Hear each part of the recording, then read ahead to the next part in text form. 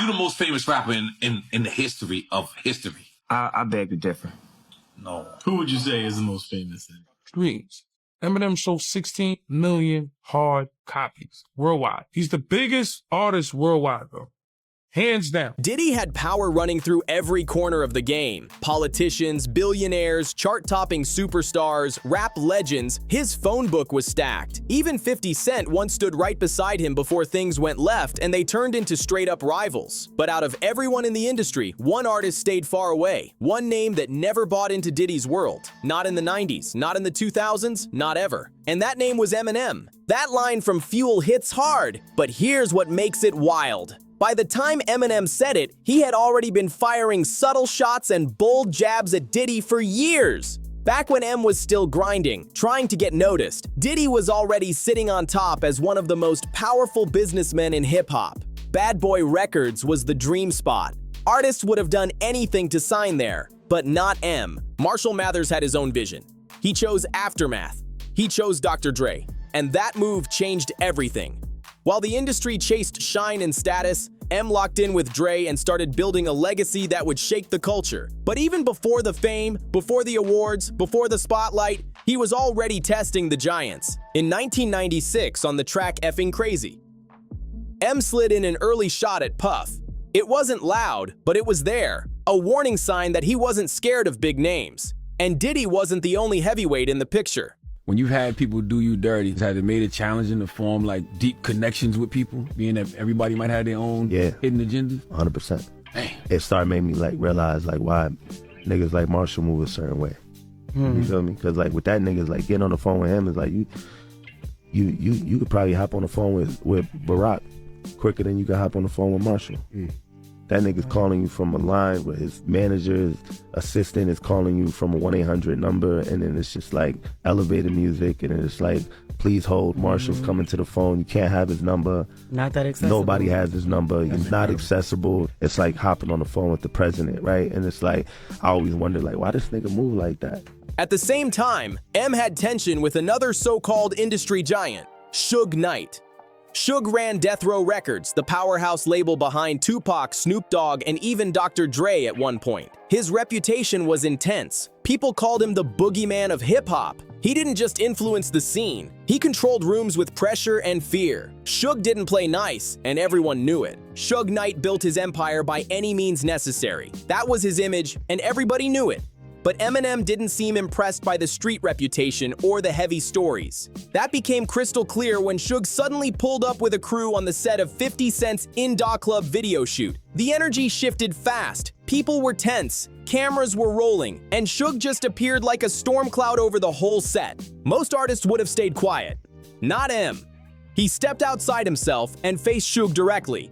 No drama for the cameras, no hiding behind security.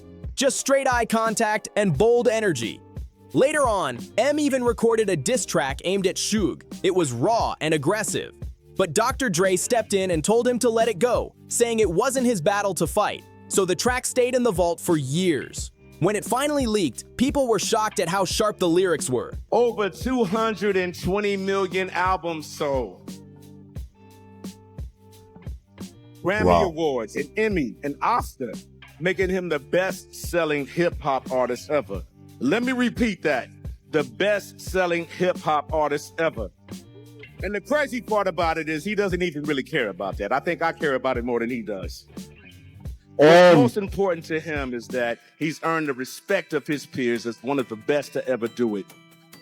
Point blank. So if Eminem was willing to stand tall in front of Suge Knight, why would he ever be scared of Diddy? That's the real question. Both men carried power in different ways, and both had strong reputations in the industry. Who was more dangerous? Suge with his intense presence, or Diddy with his business empire and deep connections? The debate still circles around. Now back to Diddy. In 2000, on the Marshall Mathers LP, Eminem kept the pressure on. Some lines were slick and sarcastic, others crossed into very dark humor. One lyric referenced Diddy's then-girlfriend Jennifer Lopez in a controversial way, clearly meant to shock and provoke. Then M added, I have a son and a new brother at the same time and just say that it ain't mine. What's my name? Puff. That jab hit personal. Diddy never fired back publicly, but it's safe to say he didn't laugh it off. Still, despite the sharp lyrics and tension in the music, there wasn't any full-blown public war between them in the early 2000s. Both of them were locked into their own lanes. Eminem was dropping multi-platinum albums under Dr. Dre's guidance, building a legacy that was shaking the whole industry. At the same time, Sean Combs was leveling up the bad boy empire, rebranding himself from Puff Daddy to P. Diddy, always evolving, always marketing. I had never made a call to Diddy, really? Yeah. I got Diddy's number, just hit him up. Yo, Diddy, what up? Never happened. Their worlds didn't really mix. They crossed paths at award shows, big industry events, flashing lights everywhere, both moving like heavyweights in the same room.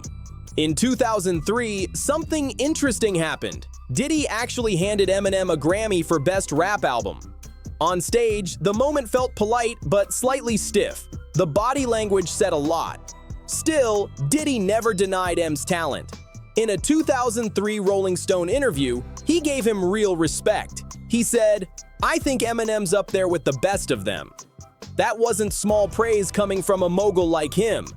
Diddy did add that Biggie and Tupac were a different caliber, making it clear where his loyalty stood. But he still called Eminem incredible in his own lane. That's important. Publicly, he gave Marshall credit. No slick comments, no backhanded compliments, just recognition. Behind the scenes, though, their stories kept brushing against each other through mutual connections. One major link was 50 Cent. In the early 2000s, 50 was the hottest name buzzing in the streets. Diddy had interest, but he decided not to sign him, partly because of 50's ongoing conflict with Ja Rule at the time. That decision changed history. And if my music is like impacted you in that way, I don't know what to say, bro. Because it's so crazy to like see the people that the music connects with. Right. You know what I'm saying? Because you guys are me, like literally, like fuck it, like. Everything that is inside me, if I'm able to pull that shit out in you guys and make you guys see something, if I can see something in myself and put it in my music and if you guys feel that you are somebody and if you count, you know what I'm saying? Like that's. Soon after, 50 Cent linked up with Eminem and Dr. Dre instead. The result? Tens of millions of records sold and a whole new power circle forming. From that point on, 50 became a shared connection between two camps that never fully trusted each other. Diddy passed on signing 50 Cent, and that decision aged fast. Because the same artist he let slip through his fingers became a global superstar under Eminem and Dr. Dre. That move shifted power in the industry, and after that, things between those circles went quiet for years. No loud shots, no public drama, just distance. Then 2015 changed the energy. A documentary called Murder Rap, Inside the Biggie and Tupac Murders dropped, featuring retired LAPD officer Greg Kading. In it, he shared his investigation and claimed that Diddy had offered $1 million connected to Tupac's murder, and that Keefe D was involved in the shooting. Those claims were explosive. The headlines spread fast, and the culture started debating all over again. 50 Cent wasted no time reacting. He jumped online and openly suggested that Diddy had been behind Tupac's killing. He really is the biggest. Yeah. Like, you know, they can say what they want. Yeah. But when we go to the stats, the actual numbers don't lie. Because nobody's going to be bigger than Eminem. Of all time. Yeah, of all time. The tension came right back to the surface. Eminem didn't say anything right away, but in 2018, he released Kill Shot, his diss track aimed at Machine Gun Kelly. The song was sharp, calculated, and ruthless. He broke down his opponent line by line. Then, right at the end, he added, "I'm just playing Diddy. You know, I love you." That one sentence flipped the internet upside down. Fans froze. Social media went wild. People argued for weeks about what he really meant. Was it sarcasm? Was it a warning? Or was there something deeper behind it? As Joe Budden said on his podcast, Combs was extremely unhappy when he heard Kill Shot. I know people like to use Eminem as the bar for white rappers, but he shouldn't be. I use him as a bar for white rappers. Why shouldn't he be? Because he's an anomaly, meaning that Eminem had everything lined up for him perfect. You got Jimmy Iovine, Dr. But he was Dre. nice though. Before that, Super though, nice. But he was nice. I like his story, Charlemagne's, from where he came from. Trailer park, the fusion with his moms and all of that whole thing.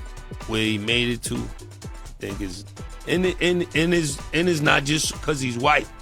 You know what I mean? A lot of people like to throw shots. He might have got a couple of doors open for his complexion, for the connection, but he can really spit. Nah, he can rap. He's a hell of a rapper. So who you would say is the bar for white rap? In the past, Diddy had brushed off Eminem's jabs like they were nothing, but this time felt different. Tupac is not a light topic for him. He has consistently denied any involvement and avoids those accusations whenever they come up. And when M casually dropped that name into the mix, it hit a nerve across the entire industry. Later, when Eminem spoke about the Machine Gun Kelly situation in an interview, he made something very clear. He hinted that he and Diddy were not close at all, not even to the point of having each other's phone numbers. That says a lot. No secret alliance, no behind-the-scenes friendship. Just two major names moving in totally different circles. After 2018, it looked like they would continue keeping their distance. No public shots, no slick comments, just silence. But a few years later, their names started popping up together again, and the tension didn't feel random. In 2020, Eminem dropped Music to Be Murdered By. On the opening track, Godzilla, he briefly referenced Diddy. It wasn't a full attack, but it was enough to remind people that the history between them wasn't erased. The mention was quick, but fans caught it instantly. Then things escalated. In June 2020, a small storm hit the internet when an unreleased Eminem verse leaked online. The verse had been recorded a year earlier for a remix of Conway the Machine's track, Bang. In that original version, Marshall directly criticized Diddy's media company, Revolt TV, in a blunt and aggressive way. The tone was sharp, no sugarcoating. Now let's talk some hip-hop shit, man. I want to talk to Puff right now. Yes. Now, it was this documentary that claimed, which we know wasn't true. Yeah, check this out. We don't talk about things that are nonsense. We don't even entertain nonsense, my brother. So we're not even going to go there, with all due respect, but I appreciate you as a journalist asking. All right. Thank you.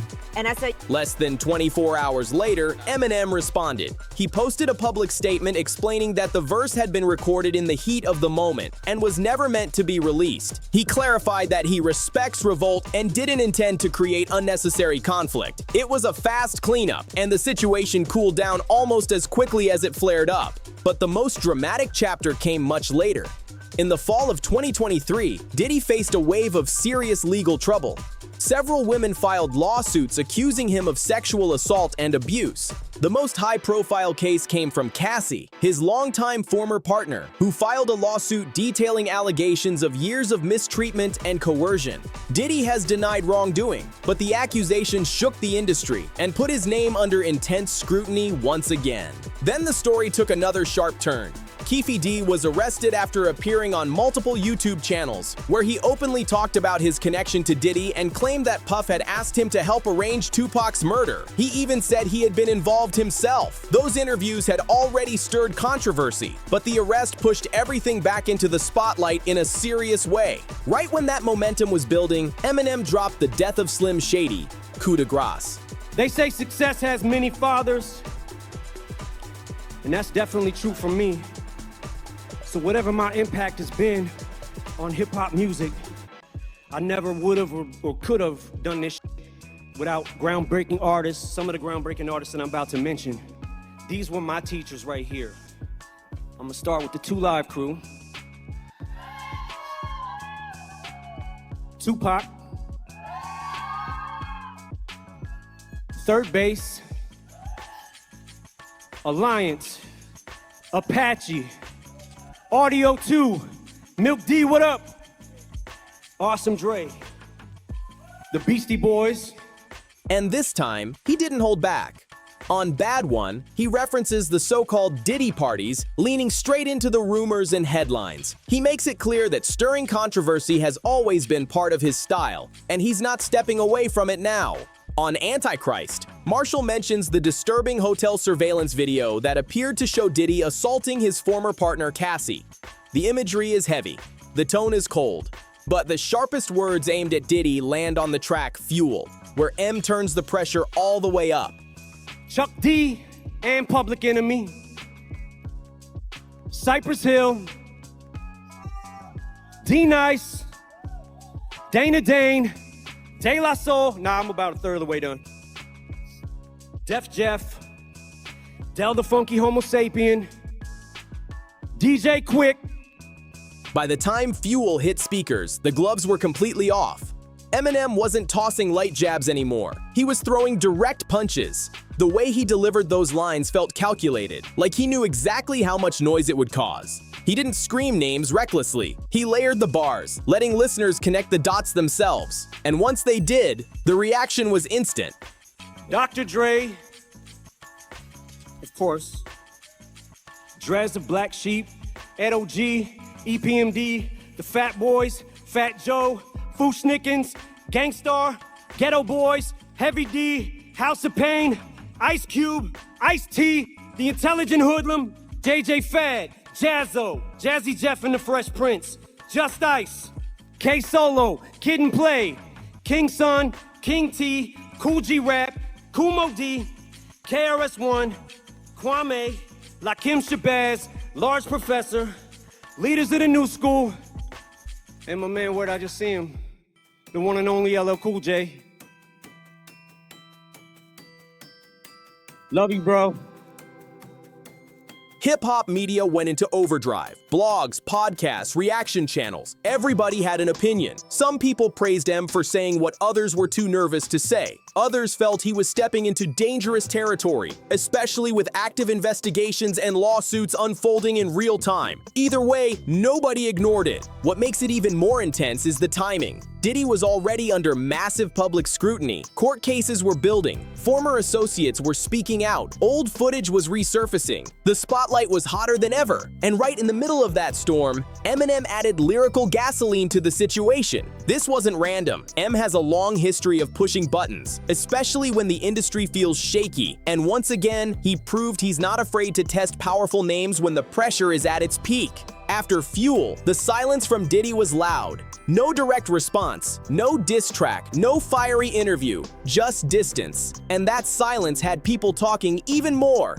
Lord Finesse, Lords of the Underground, Mantronics, Master Ace, MC Breed, MC Light, MC Shan, Melly Mel, Merciless Amir, Mobb Deep, Moni Love, Nas, Nucleus, Onyx, Organized Confusion, Outkast, Andre 3000, Paris, Farside, Queen Latifah, Rakim, Redhead Kingpin, Pete Rock and CL Smooth. I'm almost done. Redman, Roxanne Shante, Run DMC, Salt and Pepper, Slick Rick and Dougie Fresh, Snoop Dogg, Souls of Mischief, Special Ed, Stetsasonic. Now I'm down to the S's. I alphabetize it. In hip-hop, when someone as calculated as Eminem throws sharp lines your way and you don't reply, the culture starts reading between every line. Some insiders claim there were quiet conversations happening behind closed doors. Others said Diddy had bigger problems to deal with and wasn't focused on rap beef. With legal battles stacking up and media pressure closing in, a lyrical back and forth might have been the last thing on his mind. Still, fans kept asking the same question. Was this the final chapter or just another round? What makes this whole saga wild is that it never followed the usual script. There was no official war, no full diss album aimed at one another. Just years of tension, slick bars, public statements, and moments that felt personal without ever turning into a full explosion. And through it all, Eminem stayed consistent with one thing. He speaks when he wants, how he wants, and about who he wants. Shit. Super Lover C and Casanova Rudd, the DOC, The Roots, Black Thought, the Skinny Boys, Tony D, Too Short, Tretch of Naughty by Nature, Tribe Called Quest, UTFO, Houdini, Wise Intelligent of the Poor Righteous Teachers, Wu-Tang Clan, and YZ. Yo, those were my rock stars, man, and I just want to say, like, those are just a few of the names that I hope will be considered in the future for induction, because without them, a lot of us wouldn't be here. I know I wouldn't. I'm a high school dropout, man, with a hip-hop education, and these were my teachers. And it's their night just as much as it is mine. So thank you. Whether people see it as fearless or reckless, he clearly doesn't move based on industry politics, and when powerful names get mentioned in his rhymes, the whole game pays attention. On Fuel, Eminem leans deep into dark wordplay. He flips the spelling of rapper to hint at something much more disturbing and even references SA, adding another layer of shock to the bar. It's classic Slim Shady, layered, uncomfortable, and designed to spark debate. Then he brings up Biggie and Pac, saying they should both still be here. That line alone hits heavy, but he doesn't stop there. He hints that going to war with the wrong person can have serious consequences, a clear nod that many listeners connect to Keefe D and everything surrounding that case. What really turned heads was the remix of Fuel. Eminem keeps the same energy and continues touching on the long-standing allegations about Diddy's supposed involvement in the deaths of Tupac and Biggie. At one point, he suggests that Biggie's murder was a domino effect after Tupac's killing. That's not a light accusation to even imply. Whether people see it as storytelling, opinion, or provocation, it keeps Diddy's name tied to one of hip-hop's darkest chapters. After everything M said on this album, it's hard to imagine any friendship there. He's always stood solid with 50 Cent, and that loyalty runs deep. On the other side, tensions have been obvious. After 50's documentary move, Diddy even sent him funeral-themed flowers, which only added more fuel to the tension. Through it all, one thing stays consistent. Eminem has never seemed scared of powerful figures, whether it was Suge Knight back in the day or Diddy now. He speaks his mind, no matter who's listening. If you made it this far, hit that like button, subscribe to the channel, share this video with someone who loves hip-hop history, and drop your thoughts in the comments. Do you think this is the final chapter, or is there more to come?